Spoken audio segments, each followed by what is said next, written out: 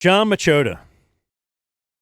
So have you ranked the Cowboys? Like, give us a grade. Yeah, I don't know. Do you feel it was a solid draft, a good draft for the Cowboys? What you were thinking about going in and what they came out with overall?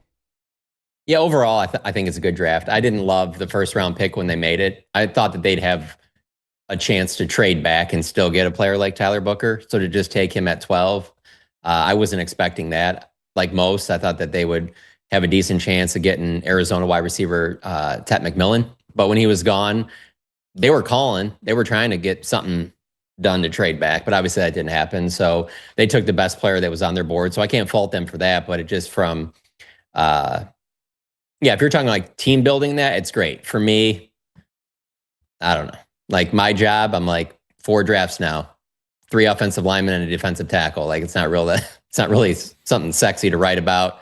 It's not really the player that, people are psyched to see the videos at training camp, things like that. All that stuff that goes in it. But hey, I get what they're doing. They're trying to rebuild the offensive line. Zach Martin retired. I get all of that. But after that, I thought that their day 2 stuff, I thought that the Donovan Azaraku and Savon Ravel and day 2, I think that was great for them. Filled some needs, and those are really good players at that value. And then I'm not big on being too critical at day 3. I think that you're just taking chances on guys, hoping that you find a starter here or there. So it looked fine to me. They addressed needs. So yeah, A-, B+. I think it's a good draft. Yeah, I feel like the Tyler Booker thing is interesting because, like you said, if they took him 5 picks later, you'd be like, oh, great pick. But if you end up with a guy who is a starter on your offensive line for a decade, then it's a great pick. So whatever. Yeah, and for me, I don't necessarily. I think you can say that, oh, this is not sexy and be critical of it in that way, and that's one thing. But also, I think you can be critical of it because there's needs, be they sexy needs or otherwise, that they're just neglecting. And I find this draft to be really, it's almost like they ran a case study on best player available versus need, because I've always thought that's not really a real thing. Every team it's a slider, right? Like 0 to 100, and you're always making a decision somewhere in there of need and best player available. But man, I would not have thought edge in round 2 with Nealon coming back, with Sam Williams coming back, with the attention that Micah takes. And, you look at it, and Ravel, like there's an injury, but maybe he's a starter, so you could kind of see that one. But not getting a running back until the 5th, and then another one in the 7th, and not getting a wide receiver, it's not because it's not sexy. It's because it limits their team. That's what bothers me about it. Yeah, and I think you're absolutely right, and they would agree with you on the drafting best player available, particularly high in the draft, first 2 rounds, versus need. Because to me, over the last 5 or so years, there's 4 picks to me that were clear. We tried to fill a need with it. And you could make an argument that all 4 of these were not good picks. And it's Mozzie Smith, Luke Schoonmaker, Calvin Joseph, and Tristan Hill. And none of those have really worked out for them. And so when they have done best player available, even though it wasn't a need, that's how they've ended up with Micah Parsons, CeeDee Lamb. So I get where they're coming from on that part of it. So maybe it will be fine. But to your point, yeah, I didn't feel like the Cowboys needed a wide receiver. They needed a wide receiver number 2. So once those top guys were gone, it didn't make sense to me for them to draft a receiver after that, because that wasn't going to be a player that was really that much better than what they already have. So when they missed out on those top 4 receivers, I totally get abandoning that. Maybe you go and trade for somebody. They know that they have to address wide receiver 2 still.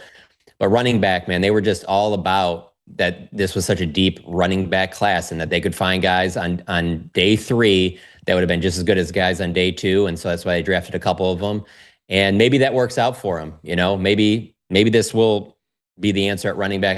When I've covered the Cowboys, they've had that it back when they've had their best seasons, whether it be Tony Pollard or DeMarco Murray or Zeke. So this committee of 3-4 guys, if they think it's going to work, I'm fascinated to watch it. I guess we'll see.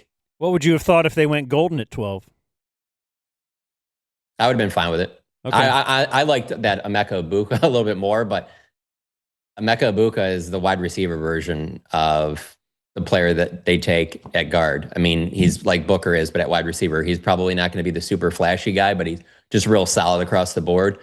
I just thought that like maybe you could get like a third, and still get Booker or Golden or Ibuka, but they didn't like what they had. And it sounds like they really didn't have anybody that was right behind them willing to trade up. It sounds like they were gonna have to go back to the 20s. And so if you're going mid 20s, then you're missing out on Booker. You're not getting Golden, you're not getting Ibuka. And then so you could easily be critical of that. So I didn't hate the Tyler Booker pick. It just, there's a part of me, like I started covering the team in 2011. And so that was the Tyron Smith draft. And then in the next 3 drafts, they end up taking Travis Frederick, Zach Martin up high. And so you're just kind of like, all right, they're clearly doing this again.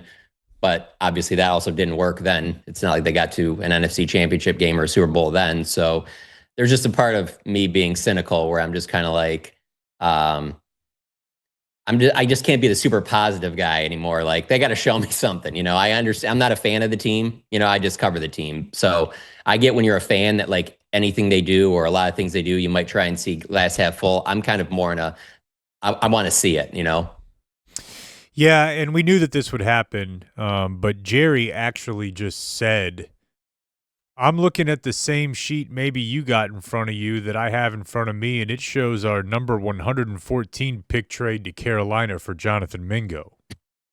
And we've obviously known that. So he outwardly said that? He actually said that. That's because we predicted him. Yeah, that's a quote. So I'm not saying that's why they didn't do something else, but I think what they're doing is saying, well, we feel good about Mingo, but what they really mean to say is we didn't want to trade another pick because we already traded this one for Mingo. Not really an assessment of how they feel about it. My buddy, Ryan Brown from Birmingham, Alabama. Oh, yeah. They had, let me see if I can play this for you guys real quick. They had Tyler Booker on their show this morning because, they got a relationship with him, I guess, a history. Let's see if I can get a little audio for you here. See what this sounds like. We're biased. I mean, we all agreed you should be a first round guy, and there were some services and mock drafts that had you falling maybe out of the first round into the early second. But when you went 12, it did seem high where people had you projected maybe going in the 20s. Were you surprised at all it was Dallas? Were you surprised at all it was 12 when the phone rang and you got that call? No, I was surprised that I went as high as I did. This is something I've been working for my whole life, and I know what I bring to a team and what some of the quote unquote experts aren't privy to are how well I do in the classroom, how well I do on the board, and my leadership and what I bring to the team. So the Cowboys didn't just draft a right guard that's going to come and play after one of the greatest guards of all time. They also drafted a great leader, somebody who's going to change their culture, somebody who's going to improve their culture and improve their program and improve the team for years to come or however long the Lord sees fit. But that's what some of the experts don't know or aren't privy to. Feels like that's what they're pointing to a lot of, and this guy does speak so well. He's very impressive. Like I said earlier, I'm super cynical about this team. They've given me plenty of ammunition to be cynical about them. And so I'm not the hyperbole guy about just like, oh, this was such a great interview, or this guy's the best, or oh, they won the draft with this. But his answer when he came to the Star on Friday, and his answer to his pregame routine and how detailed it was is the best answer I think I've ever heard. And it made me think about how, when you're at the combine and you're interviewing these kids, like obviously the Cowboys did, it's just one after another. You get, I think it's like 18 to 20 minutes with a kid and whatever. And I don't care who you are, you do not want to follow him. You do not. That would have been bad for you. Like if you knew what this kid was, like you would not have wanted to be the next interview after him, because if you just got even one thing wrong, it would have stood out, because he is just flawless in anything that you ask him. Kind of like how Dak has been throughout his career, where there's just nothing you don't really need PR to help Dak with anything. He's got it. So this kid, you can tell, has just been, and I think his background's a big part of it. His parents have known for a while that he has a chance to make it to the NFL. And so this is a kid that, plays at IMG Academy, which is as good, if not the best or high school program you could play football in. Then he goes to Alabama. And so, he's been in a great situation to, as long as he followed the steps, like have a successful career. So it would not surprise me if this, I'm not going to say he's Zach Martin and he's Ring of Honor, Hall of Fame, but they might have gotten themselves another Tyler Smith. And if that's the case, then yeah, you're in great shape. No question about it. So even though I say the pick isn't sexy, when you hear the kid talk and then you see him play, it is obvious why I can see him winning teams over very, very easily. I mean, he is. It doesn't appear to be many flaws in his game or the way he carries himself. Would you guys have liked to see the Cowboys pick Shedeur Sanders in the third? Oh, yeah. I personally would have. I definitely wanted it. He already basically gave his answer after saying, really, a guard?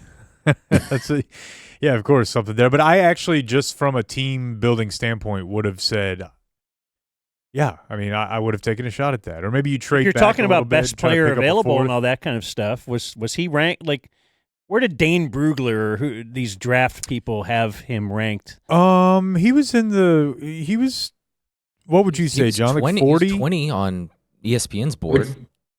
Who are you talking about? Which one? I'm sorry. Shedeur. You talking about Booker or Shedeur? Shedeur. Oh, I think I'm almost positive he had him in his top 20.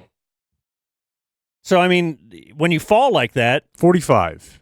Or 45 is what Okay. PFF had, but still, it's in the mix to where by the third round, I mean, you're and you want to develop, you claim that you want to develop a backup quarterback team. Yeah, but Dane had him 34 but as his number 2 quarterback with like a first to second round grade. yeah, I mean, I have my thoughts on how idiotic the Browns are, but they drafted I thought of another. you when they drafted him. Well, yeah, and I got a lot of that from different people that they thought of me, so I'm humbled. But just the thought that, I mean, the Browns ended up trading up to then add him after they had already gotten Dylan Gabriel. Yeah, it's a really weird deal. it doesn't make any sense, but it would have really made a lot of sense with the Cowboys, especially after he had fallen a bit. Now he's the backup to Dak. Now he's got the Cowboy ties. Are the Cowboys just scared to death of having anybody behind Dak that could actually Joe have Milton's the media? Joe Milton's a player. And that's why they didn't do it. They just like they told you with Mingo. We used our 144 on Mingo. They traded to get Joe Milton. They were not going to come off of their plan. They were never going to take a quarterback in this draft. That's ridiculous. It's the Cowboys. They don't It's deviate boring. from their plan. Yeah, I mean, there needs to be another kid or something for you to track down because this boring meat and potatoes line of scrimmage drafting.